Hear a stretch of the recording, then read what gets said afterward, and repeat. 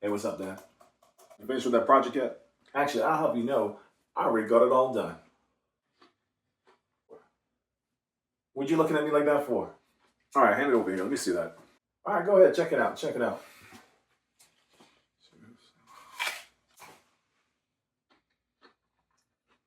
Boy, please, this is all ChatGPT. Come on, man. What?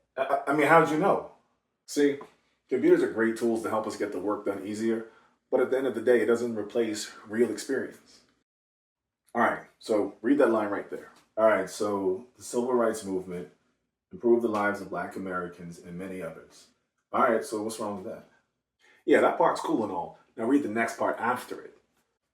The civil rights movement began in the 1950s. See, now that's where I'm gonna stop you right there. I get that on a quick Google search, it's gonna show you that, hey, the civil rights movement started in the 1950s. But if you get out and talk to people and pick up some books, you'll realize that it started earlier than that.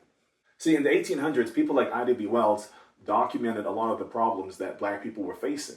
Wow, so this is like off by what, about 100 years, give or take? While a computer definitely makes it easy to get your work done, you got to know your own history, you know? You got to get up there, pick up a book, talk to people. All right? So go ahead and fix that before I come back. Yeah, I get it. All right, I'll fix this up.